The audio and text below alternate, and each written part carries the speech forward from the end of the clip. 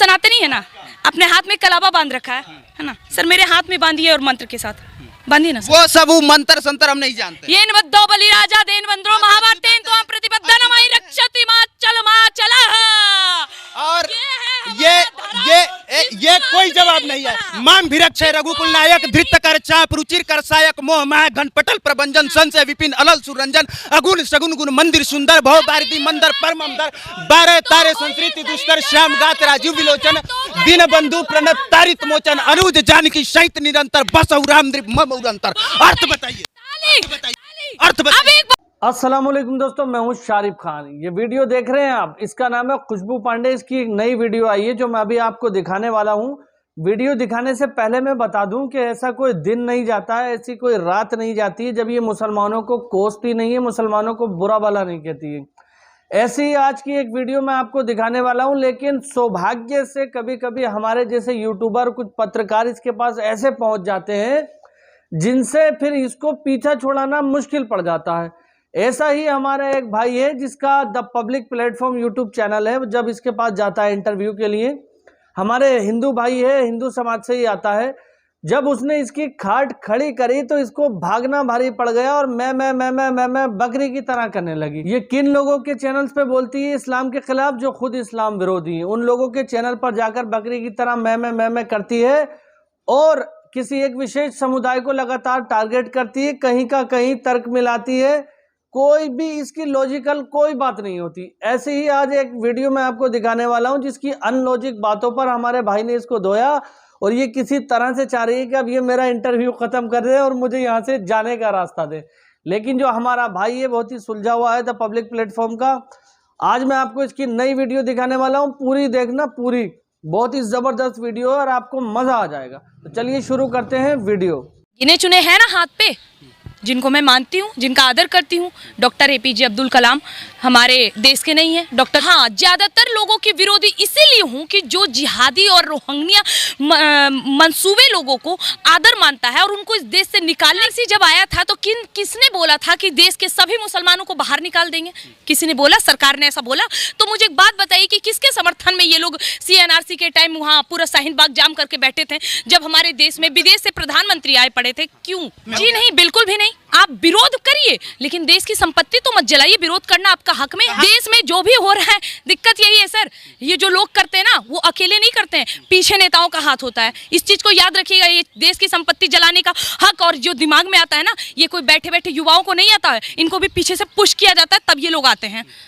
तो उसके लिए आपको लगता है कि पूरा मुस्लिम कम्युनिटी ही दोषी हो गया, ज्यादातर लोग दोषी हो गए? मैंने ये कहा? हाँ, आपने कहा कि आपने कहा ज्यादातर, आपने कहा ज्यादातर। समर्थन करने वाले का समर्थन करने वाले ज्यादातर है तो वो करें। आप कौन होती हैं डिसाइड करने वाले कि ज्यादातर लोग समर्थन में हैं या विरोध में? मैंने डिसाइड कहाँ करा, मैं तो कह रही हूँ अगर वो ज्यादातर लोग समर्थन कर रहे हैं तो मैं उन ज्यादातर लोगों को गलत बोल रही हूँ। लेकिन उन ज्यादातर लोगों में अगर देश के समर्थन करने वाले लोग हैं तो मैं उनका समर्थन करूंगी। क्या बात कर रही है? आपने शाहरुख खान की फिल्म बिना देखे आपने कहा था कि मैं सलवार और तलवार वालों की फिल्में नहीं देखूंगी। आप कैसे मान लेती हैं कि शाहरुख खान बहुत घटिया किस्म का इंसान है? शाहरुख खान ने कभी पाकिस्तान का समर्थन नहीं किया है, कभी 50 लाख पाकिस्तान को नहीं दिया है, कभी एक बयान ऐसा नहीं दिया है शाहरुख खान ने। सिर्फ मुस्लिम होने की वजह से ही आपने विरोध किया था। अच्छा, आपको याद है हमारे देश में बद्रीनाथ का घटना हुआ था? याद होगा आपको, है ना?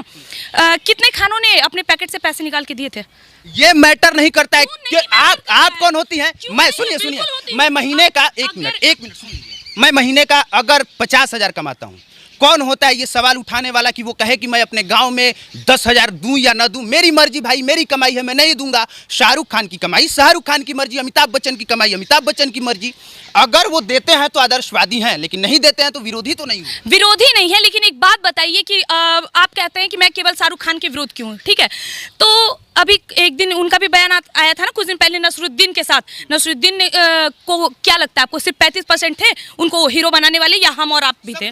सब थे ना। तो मुझे एक बात बताइए, उनको इस देश में डर क्यों लग रहा है? क्यों लग रहा है? मतलब इस देश का, सुन लीजिएगा पूरा, इस देश का कमाए, इस देश का खाए, इस देश का एक मिनट अपने देश में चेहरा बनाए और अंतिम समय में जब उनके जीवन का अंतिम समय आता है तब वो ये कहते हैं कि मुझे इस देश में डर लगता है। ऐसा क्या बात कर रही हैं? हमें बिहार में डर लगता है।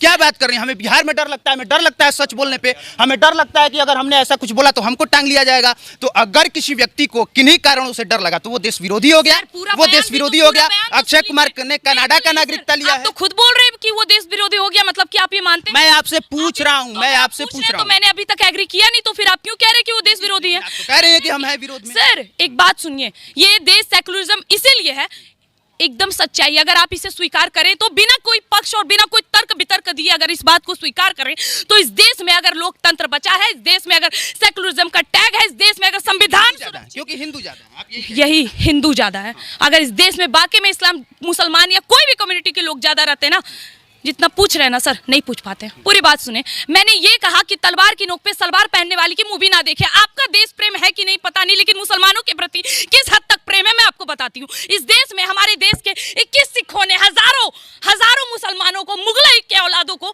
धूल चटा दिया, लेकिन ये इतिहास नहीं बता रहा है। और आज उन सिखों पे मूवी ना आकर, केसरी आई थी ना सर, कितने लोगों ने बोला नहीं समर्थन करेंगे ना, विरोध भी हो रही थी, लेकिन आज पठान आई है तो बड़े बड़े नेता भी समर्थन कर रहे हैं। पठान मैं बता रहा हूँ, वो जो जिनकी मैं बात कर रही हूँ ना, 21 सिखों ने जिस 10,000 पठानों की बात करी थी, सिर्फ एक बार मयान से तलवार निकले थे हमारे सिख के।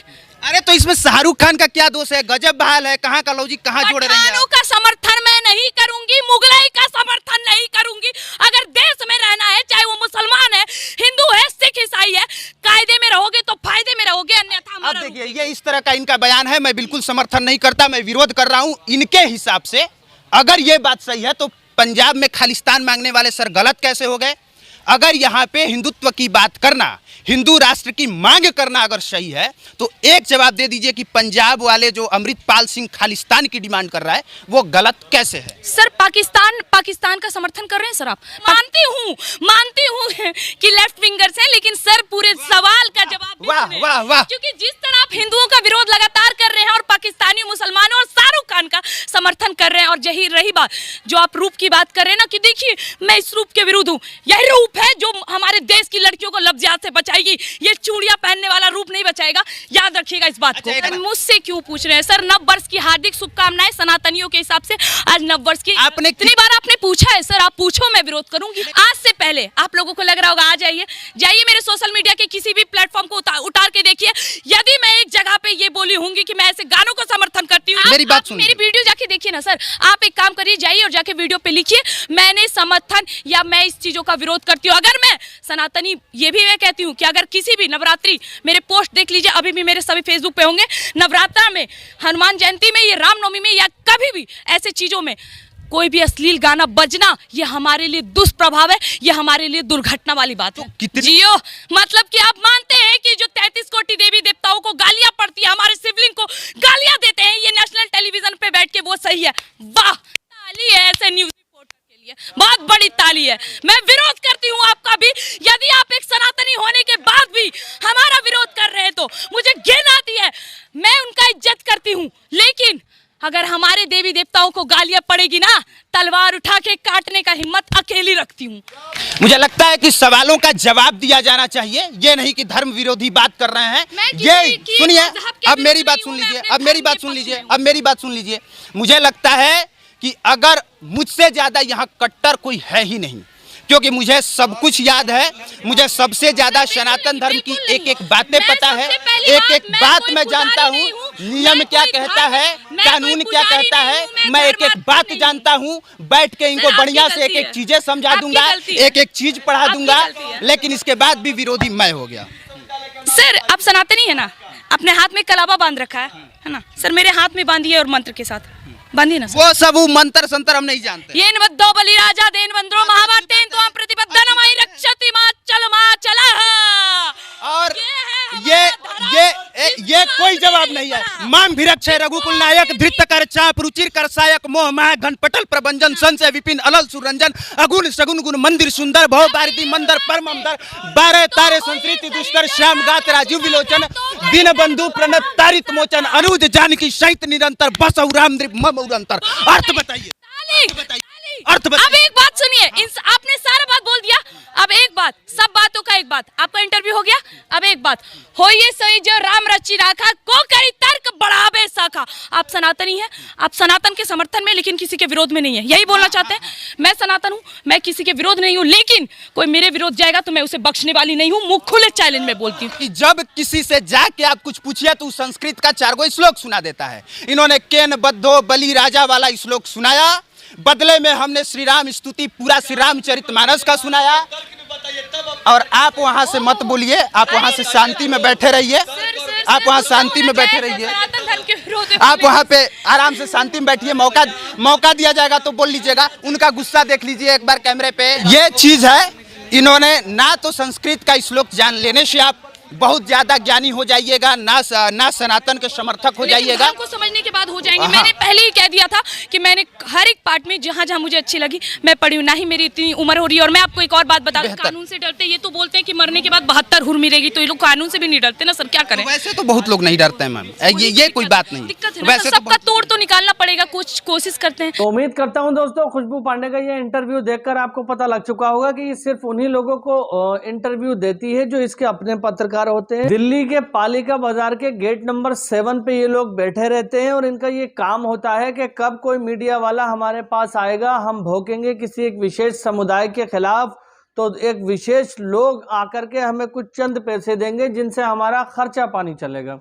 जी हाँ दोस्तों, इस तरह के लोग पेड वर्कर होते हैं, दिखाने को बहुत कुछ बातें करते हैं, लेकिन असल में किसी एक विशेष राजनीतिक पार्टी से पैसे लेकर के ये सारे काम किए जाते हैं। और राजीव चौक के पालिका बाजार के गेट नंबर 3 पर ये लोग बैठकर भोपू बजाते हैं।